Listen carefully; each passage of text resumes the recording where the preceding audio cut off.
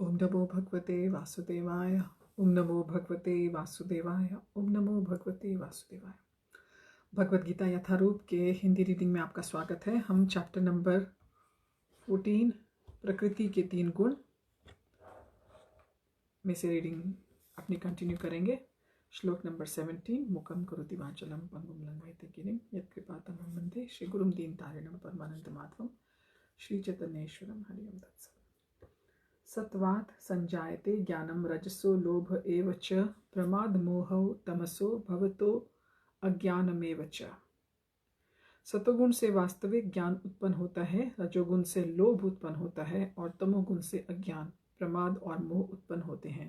तात्पर्य श्रीला प्रभुपाद की जय। चूंकि वर्तमान सभ्यता जीवों के लिए अधिक अनुकूल नहीं है, अतएव उनके लिए कृष्ण भावनामृत की संस्तुति की जाती है। कृष्ण भावनामृत के माध्यम से समाज में सतोगुण विकसित होगा। सतोगुण विकसित हो जाने पर लोग वस्तुओं को असली रूप में देख सकेंगे। तमोगुण में रहने वाले लोग पशु तुल्य होते हैं और वे वस्तुओं को स्पष्ट रूप से नहीं देख पाते। उदाहरणतः तमोगुण में रहने के कारण लोग यह नहीं देख पाते कि जिस पशु का वे वध कर रहे हैं उसी के द्वारा वे अगले जन्म में मारे जाएंगे। वास्तविक ज्ञान की शिक्षा न मिलने के कारण वे अनुत्तरदायी बन जाते हैं। इस उच्छृंखलता को रोकने के लिए जनता में सतोगुण उत्पन्न करने वाली शिक्षा देना आवश्यक है। सतोगुण में शिक्षित हो जाने पर वे गंभीर बनेंगे और वस्तुओं को उनके सही रूप में जान सकेंगे। तब लोग सुखी और संपन्न हो सकेंगे। भले ही अधिकांश लोग सुखी और समृद्ध न बन पाएं, लेकिन यदि जनता का कुछ भी अंश कृष्ण भावनामृत विकसित कर लेता है और सतोगुणी बन जाता है तो सारे विश्व में शांति और संपन्नता की संभावना है। नहीं तो विश्व के लोग रजोगुण और तमोगुण में लगे रहे तो शांति और संपन्नता नहीं रह पाएगी। रजोगुण में लोग लोभी बन जाते हैं और इंद्रिय भोग की उनकी लालसा की कोई सीमा नहीं होती। कोई भी यह देख सकता है कि भले ही किसी के पास प्रचुर धन और इंद्रिय प्राप्ति के लिए पर्याप्त साधन हो, लेकिन उसे न तो सुख मिलता है न मन की शांति। ऐसा संभव भी नहीं है क्योंकि वह रजोगुण में स्थित है।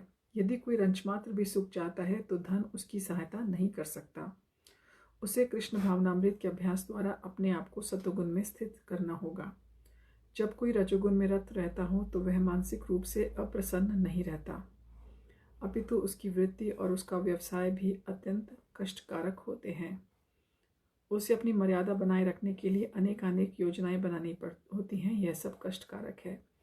तमोगुण में लोग पागल यानी कि प्रमत्त हो जाते हैं, अपनी परिस्थितियों से ऊबकर मद्य सेवन की शरण ग्रहण करते हैं और इस प्रकार वे अज्ञान के गर्त में अधिकाधिक गिरते हैं। जीवन में उनका भविष्य जीवन अंधकारमय होता है। श्लोक नंबर 18 ऊर्ध्वं गच्छन्ति सत्वस्था मध्ये तिष्ठन्ति राजसाः जघन्य गुणवृत्तिस्था अधो गच्छन्ति तामसाः। सतोगुणी व्यक्ति क्रमशः उच्च लोगों को ऊपर जाते हैं, रजोगुणी इसी पृथ्वीलोक में रह जाते हैं और जो अत्यंत गर्हित तमोगुण में स्थित है वे नीचे नरक लोगों को जाते हैं। तात्पर्य इस श्लोक में तीनों गुणों के कर्मों के फल को स्पष्ट रूप से बताया गया है।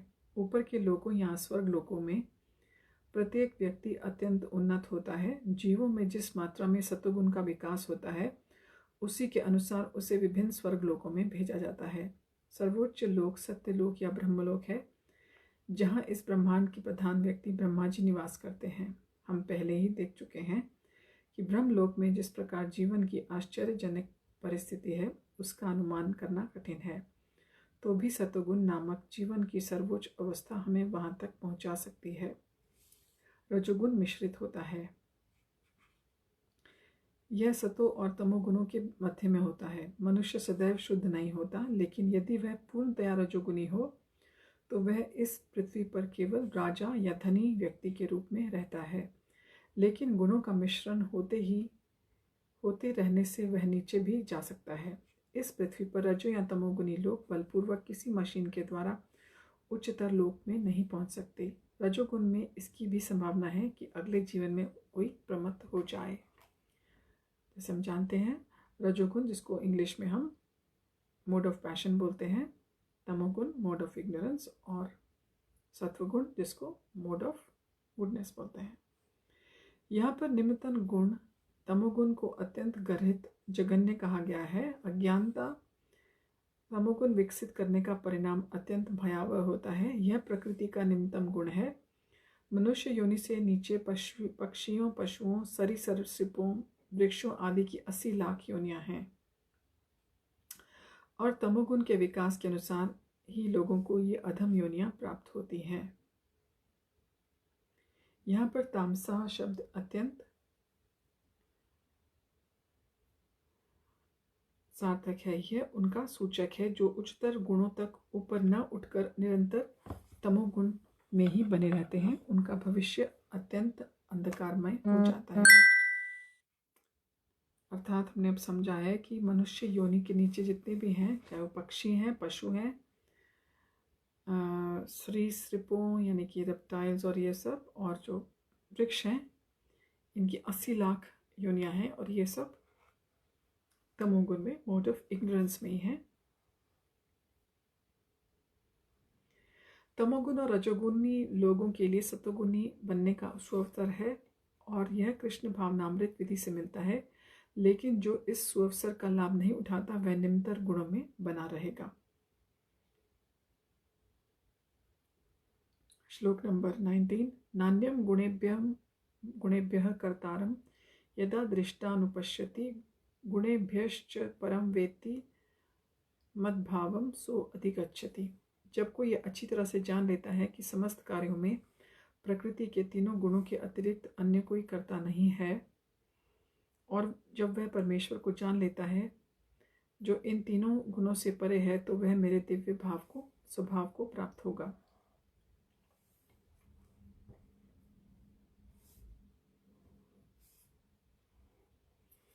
तात्पर्य समुचित महापुरुषों से केवल समझकर तथा समुचित ढंग से सीखकर मनुष्य प्रकृति के गुणों के सारे कार्यकलापों को लांघ सकता है। वास्तविक गुरु कृष्ण हैं और वे अर्जुन को यह दिव्य ज्ञान प्रदान कर रहे हैं। इसी प्रकार जो लोग पूर्णतया कृष्ण भावना भावित हैं, उन्हीं से प्रकृति के गुणों के कार्यों के इस ज्ञान को सीखना होता है, अन्यथा मनुष्य का जीवन कुमार्ग में चला जाता है। प्रामाणिक गुरु के उपदेश से जीव अपनी आध्यात्मिक स्थिति, अपने भौतिक शरीर, अपनी इंद्रियों तथा प्रकृति के गुणों के अपनी बद्धावस्था होने के बारे में जान सकता है। यह इन गुणों की जकड़ में होने से असहाय होता है, लेकिन अपनी वास्तविक स्थिति देख लेने पर वह दिव्य स्तर को प्राप्त कर सकता है, जिसमें आध्यात्मिक जीवन के लिए अवकाश होता है। वस्तुतः जीव विभिन्न कर्मों का करता नहीं होता, उसे बाध्य होकर कर्म करना पड़ता है, क्योंकि वह विशेष प्रकार के शरीर में स्थित रहता है जिसका संचालन प्रकृति का कोई गुण करता है।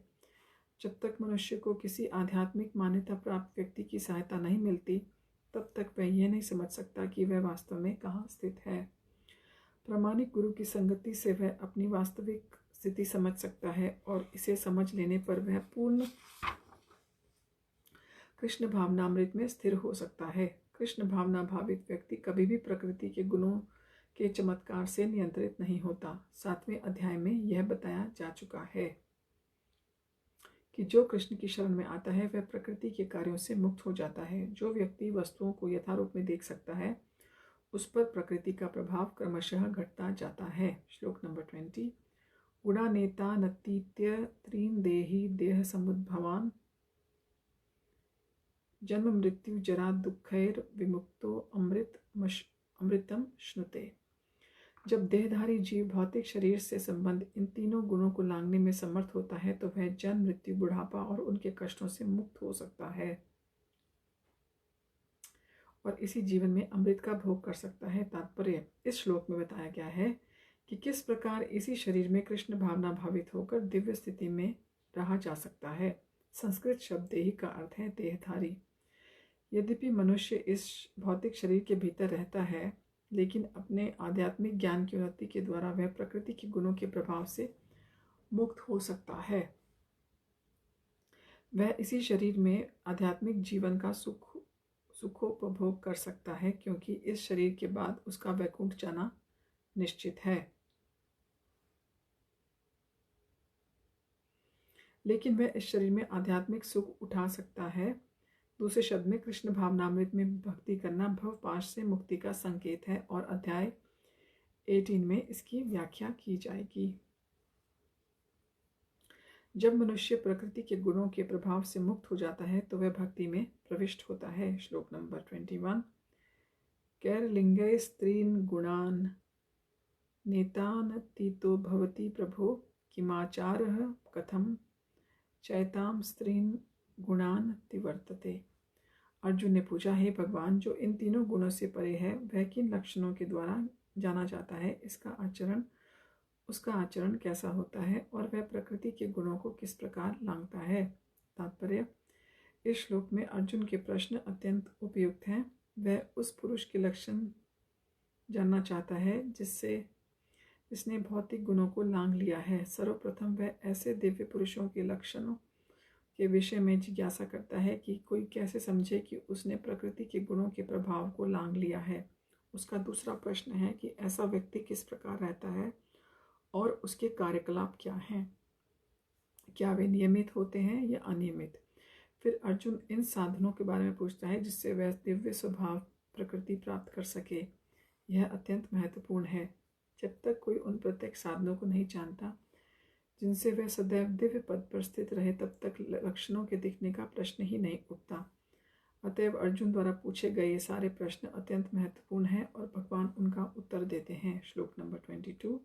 श्री भगवान उवाच, प्रकाशम च प्रवृत्तिम च मोहमेव च पांडव न द्वेष्टि संप्रवृत्तानि निवृत्तानि कांक्षति। और श्लोक नंबर 22 और 23 ये भी सब इकट्ठे हैं, हम इनको पढ़ेंगे। श्लोक नंबर 23।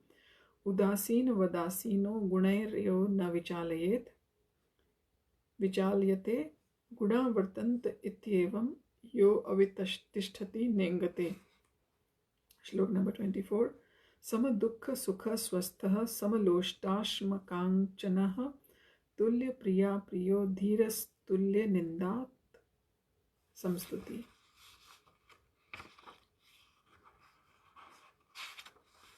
और श्लोक नंबर 25 ये भी साथ में ही है। मानपमानयो स्तुल्यो मित्रारिपक्षयो सर्वारंभ परित्यागी गुणातीतः स उच्यते। भगवान ने कहा, हे पांडुपुत्र, जो प्रकाश आसक्ति और मोह के उपस्थित होने पर ना तो उनसे घृणा करता है और न लुप्त हो जाने पर उनकी इच्छा करता है, जो भौतिक गुणों की इन समस्त प्रतिक्रियाओं से निश्चल और अविचलित रहता है और यह जानकर कि वे केवल गुण ही क्रियाशील हैं, उदासीन और दिव्य बना रहता है, जो अपने आप में स्थित है और सुख तथा दुख को एक समान मानता है, जो मिट्टी के ढेले, पत्थर एवं स्वर्ण के टुकड़े को समान दृष्टि से देखता है, जो अनुकूल या प्रतिकूल के समान प्रति बना रहता है, जो धीर है और प्रशंसा तथा बुराई, मान और अपमान में समान भाव रखता है, जो शत्रु या मित्र के साथ समान व्यवहार करता है और जिसने सारे भौतिक कार्यों का परित्याग कर दिया है, ऐसे व्यक्ति को प्रकृति के गुणों से अतीत कहते हैं। तात्पर्य, अर्जुन ने भगवान कृष्ण से 3 प्रश्न पूछे और उन्होंने क्रमशः एक एक का उत्तर दिया। इन श्लोकों में कृष्ण पहले यह संकेत करते हैं कि जो व्यक्ति दिव्य पद पर स्थित है वह न तो किसी से ईर्ष्या करता है, न किसी वस्तु के लिए लालायित रहता है। जब कोई जीव इस संसार में भौतिक शरीर से युक्त होकर रहता है तो यह समझना चाहिए कि वह प्रकृति के 3 गुणों में से किसी एक के वश में है। जब वह शरीर से बाहर हो जाता है तो वह प्रकृति के गुणों से छूट जाता है, लेकिन जब तक वह शरीर से बाहर नहीं आ जाता तब तक उसे उदासीन रहना चाहिए। उसे भगवान की भक्ति में लगा रहना चाहिए, जिससे भौतिक देह से उसका ममत्व स्वतः विस्मृत हो जाए। जब मनुष्य भौतिक शरीर के प्रति सचेत रहता है तो वह केवल इंद्र तृप्ति यानी कि सेंस ग्रेटिफिकेशन के लिए ही कर्म करता है, लेकिन जब वह अपनी चेतना कृष्ण में स्थानांतरित कर देता है तो इंद्रिय तृप्ति स्वतः रुक जाती है। मनुष्य को इस भौतिक शरीर की आवश्यकता नहीं रह जाती है और न उसे इस भौतिक शरीर के आदेशों का पालन करने की आवश्यकता रह जाती है। शरीर के भौतिक गुण कार्य करेंगे, लेकिन आत्मा ऐसे कार्यों से पृथक रहेगा। वह किसी तरह पृथक होता है। वह ना तो शरीर का भोग करना चाहता है, न उससे बाहर आना चाहता है। इस प्रकार दिव्य पद पर स्थित भक्त स्वयमेव मुक्त हो जाता है।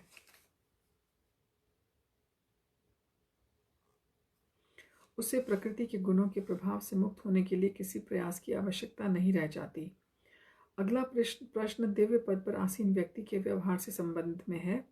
भौतिक पद पर स्थित व्यक्ति शरीर को मिलने वाले तथाकथित मान और अपमान से प्रभावित होता है, लेकिन दिव्य पद पर आसीन व्यक्ति कभी ऐसे मिथ्या मान तथा अपमान से प्रभावित नहीं होता।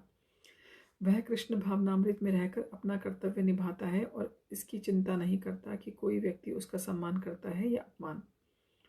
वह उन बातों को स्वीकार कर लेता है जो कृष्ण भावनामृत में उसके कर्तव्य के अनुकूल है, अन्यथा उसे किसी भौतिक वस्तु की आवश्यकता नहीं रहती, चाहे वो पत्थर हो या सोना।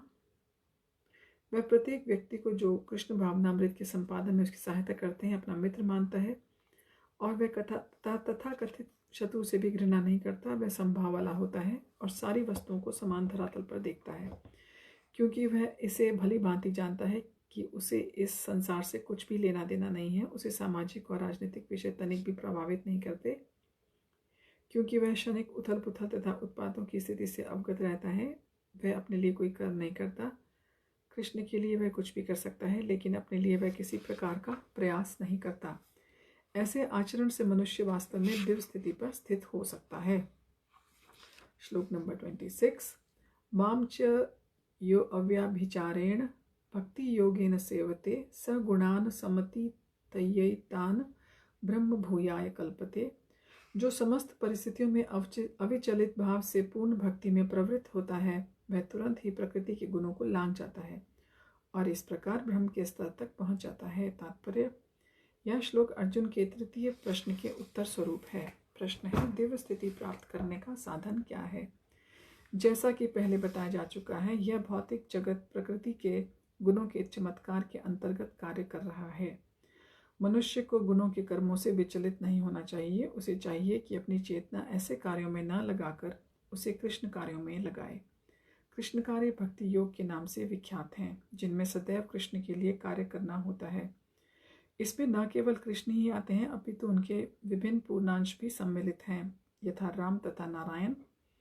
उनके असंख्य अंश हैं। जो कृष्ण के किसी भी रूप या उनके पूर्णांश की सेवा में प्रवृत्त होता है, उसे दिव्य पद पर स्थित समझना चाहिए। यह ध्यान देना होगा कि कृष्ण के सारे रूप पूर्णतया दिव्य और सच्चिदानंद स्वरूप हैं।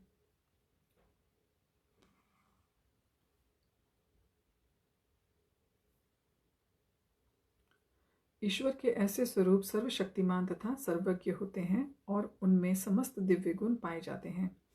अतएव यदि कोई कृष्ण या उनके पूर्णांशों की सेवा में दृढ़ संकल्प के साथ प्रवृत्त होता है, तो यद्यपि प्रकृति के गुणों को जीत पाना कठिन है, लेकिन वह उन्हें सरलता से जीत सकता है। इसकी व्याख्या 7वें अध्याय में पहले की जा चुकी है। कृष्ण की शरण ग्रहण करने पर तुरंत ही प्रकृति के गुणों के प्रभाव को लांघा जा सकता है।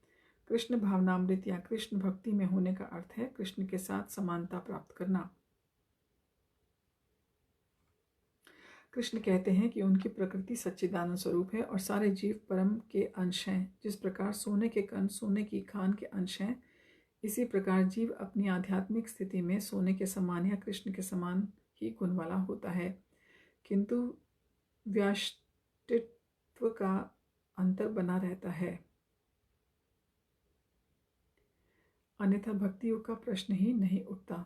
भक्ति योग का अर्थ है भगवान हैं, भक्त हैं तथा भगवान और भक्त के बीच प्रेम का आदान प्रदान चलता रहता है। तो यदि आपसे कोई पूछे कि भक्ति की डेफिनेशन क्या है, तो भक्ति की डेफिनेशन ये है कि भगवान हैं, भक्त हैं और भगवान और भक्त के बीच का आदान प्रदान संबंध हमेशा चलता रहता है। अतएव भगवान में और भक्त में दो व्यक्तियों का व्याष्टित्व वर्तमान रहता है, अन्यथा भक्ति योग का कोई अर्थ नहीं है। यदि कोई भगवान जैसे दिव्य स्तर पर स्थित नहीं है, तो वह भगवान की सेवा नहीं कर सकता। उदाहरणार्थ, राजा का निजी सहायक बनने के लिए कुछ योग्यताएं आवश्यक हैं। इस तरह भगवत सेवा के लिए योग्यता है कि ब्रह्म बना जाए या भौतिक कलमश से मुक्त हुआ जाए। भौतिक साहित्य में कहा गया है ब्रह्मेव संब्रह्माप्येति। इसका अर्थ है गुणात्मक रूप से मनुष्य को ब्रह्म से एकाकार हो जाना चाहिए, लेकिन ब्रह्मत्व प्राप्त करने पर मनुष्य व्यष्टि आत्मा के रूप में अपने शाश्वत ब्रह्म स्वरूप को खोता नहीं है। श्लोक नंबर 27। ब्रह्मणो हि प्रतिष्ठाहं मृतस्या व्ययस्य च शाश्वतस्य च धर्मस्य सुखस्यैकान्तिकस्य च। और मैं ही उस निराकार ब्रह्म का अर्थ आश्रय हूँ जो अमर्त्य, अविनाशी और शाश्वत है और चरम सुख का स्वाभाविक पद है। तात्पर्य ब्रह्म का स्वरूप है अमरता, अविनाशिता, शाश्वता और सुख। ब्रह्म तो दिव्य साक्षात्कार का शुभारंभ है। परमात्मा इस दिव्य साक्षात्कार की मध्य या द्वितीय अवस्था है और भगवान परम सत्य के चरम साक्षात्कार हैं। अतएव परमात्मा तथा निराकार ब्रह्म दोनों ही परम पुरुष के भीतर रहते हैं। 7वें अध्याय में बताया जा चुका है कि प्रकृति परमेश्वर की अपरा शक्ति की अभिव्यक्ति है।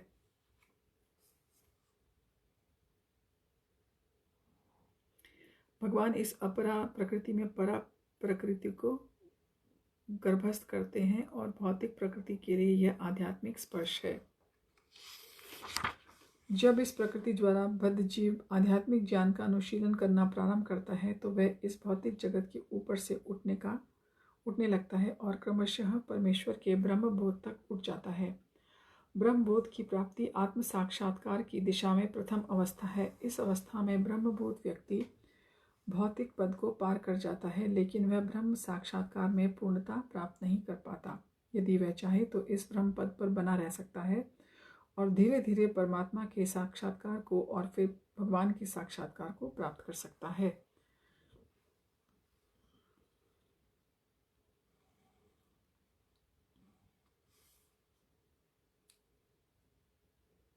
वैदिक साहित्य में इसके उदाहरण बड़े बड़े हैं। चारों कुमार पहले निराकार ब्रह्म में स्थित थे, लेकिन क्रमशः वे भक्ति पद तक उठ गए। जो व्यक्ति निराकार ब्रह्म पद से नहीं ऊपर उठ पाता, उसके नीचे गिरने का डर बना रहता है। श्रीमद् भागवत में कहा गया है कि भले ही कोई निराकार ब्रह्म की अवस्था को प्राप्त कर ले, किंतु इससे ऊपर उठे बिना तथा परम पुरुष के विषय में सूचना प्राप्त किए बिना उसकी बुद्धि विमल नहीं हो पाती।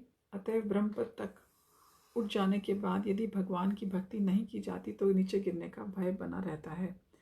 वैदिक भाषा में यह भी कहा गया है कि रसो वयसः रसम ह्योवायम लब्ध वानंदी भवत। रस के आगार भगवान कृष्ण को जान लेने पर मनुष्य वास्तव में दिव्य आनंदमय हो जाता है। तैत्तित्रय उपनिषद 2.7.1। परमेश्वर 6 ऐश्वर्यों से पूर्ण है और जब भक्ति निकट पहुंचता है तो वह इन 6 ऐश्वर्यों का आदान प्रदान होता है। राजा का सेवक लगभग राजा के समान पद का भोग करता है। इस प्रकार शाश्वत सुख, अविनाशी सुख और शाश्वत जीवन भक्ति के साथ साथ चलते रहते हैं। अतएव भक्ति में ब्रह्म साक्षात्कार या शाश्वतता या अमरता सम्मिलित रहते हैं। भक्ति में प्रवृत्त व्यक्ति में पहले से यह प्राप्त रहते हैं। जीव यद्यपि स्वभाव से ब्रह्म होता है, लेकिन उसमें भौतिक जगत पर प्रभुत्व जताने की इच्छा रहती है, जिसके कारण वह नीचे गिरता है।